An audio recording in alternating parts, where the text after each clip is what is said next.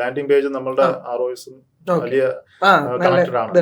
ഒരു പ്രോഡക്റ്റ് പേജിൽ വരുമ്പോൾ ആ ലാൻഡിംഗ് പേജിൽ എന്തൊക്കെ ഒരു ഫാക്ടേഴ്സ് നമുക്ക് വേണം നല്ലൊരു കൺവേർഷൻ കിട്ടാൻ വേണ്ടി? ലാൻഡിംഗ് പേജ് ഒപ്റ്റിമൈസേഷൻ എന്ന് പറഞ്ഞിട്ടുണ്ടെങ്കിൽ ഇതിൽ ക്രിയേറ്റീവ് പറഞ്ഞ പോലെ തന്നെ വൺ ഓഫ് ദി മേജർ ഫാക്ടറാണ്. അതായത് ഇപ്പം റിസൾട്ടിലേക്ക് കൊണ്ടുവരാനും റിസൾട്ട് ജനറേറ്റ് ചെയ്യാനൊക്കെ വൺ ഓഫ് ദി മേജർ ഫാക്ടറാണ് ലാൻഡിംഗ് പേജ് എന്ന് പറഞ്ഞാൽ. ഇപ്പം പെർഫോമൻസ് മാർക്കറ്ററിന്റെ കോണ്ടെക്സ്റ്റ് ആണെന്നുണ്ടെങ്കിലും അവർ മെയിൻലി ശ്രദ്ധിക്കുന്ന ഒരു പാർട്ട് എന്ന് പറഞ്ഞിട്ട് ചിലപ്പോൾ ആഡ്സ് മാനേജർ മാത്രമാണ്. അപ്പം ഞാൻ ഓഡിറ്റ് ചെയ്യുന്നതുകൊണ്ടോ അല്ലെങ്കിൽ ഡിഫറെന്റ് അക്കൗണ്ട് അനലൈസ് ചെയ്യുന്ന സമയത്ത് നമുക്ക് മനസ്സിലാവുന്ന കാര്യമാണ്. അതായത് ഇപ്പം ആഡ്സിന്റെ കേസിലൊക്കെ പെർഫെക്റ്റ് ആയിരിക്കും. അതായത് ആഡ്സ് ഒക്കെ അത്രയും അടിപൊളിയായിരിക്കും, നല്ല രീതിയിൽ ട്രാഫിക് വരുന്നുണ്ടാവും, അങ്ങനത്തെ കാര്യങ്ങളൊക്കെ ഉണ്ടാവും. ബട്ട് ഇവിടുത്തെ ലാൻഡിംഗ് പേജിലേക്ക് വരുന്ന സമയത്ത് അവിടെ ഒരു പ്രോപ്പർ സ്ട്രക്ചറോ അല്ലെങ്കിൽ ഒരു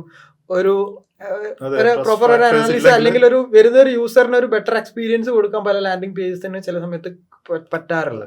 അപ്പം പല വെബ്സൈറ്റും ഇപ്പം ഇ-കൊമേഴ്സ് വെബ്സൈറ്റ് തന്നെ പല ഡെസ്ക്ടോപ്പ് ഫ്രണ്ട്ലി ആയിട്ടുള്ള സൈറ്റിൽ ആണ് പല ആഡ്സും റീഡയറക്ട് ചെയ്യുന്നത്.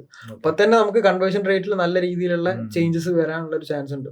അതുപോലെ തന്നെ നമ്മളെപ്പോഴും അനലൈസ് ചെയ്യേണ്ട ഒരു ഫാക്ടർ എന്ന് പറഞ്ഞിട്ടുണ്ടെങ്കിൽ നമ്മളെ കസ്റ്റമർ ജേർണി മാക്സിമം സിംപ്ലിഫൈ ചെയ്യാൻ നോക്കുക. അത് ചെയ്ത് കഴിഞ്ഞാൽ തന്നെ നമുക്ക് ബെറ്റർ ആയിട്ടുള്ള റിസൾട്ട് അതിൽ നിന്ന് തന്നെ വന്നു പോകും.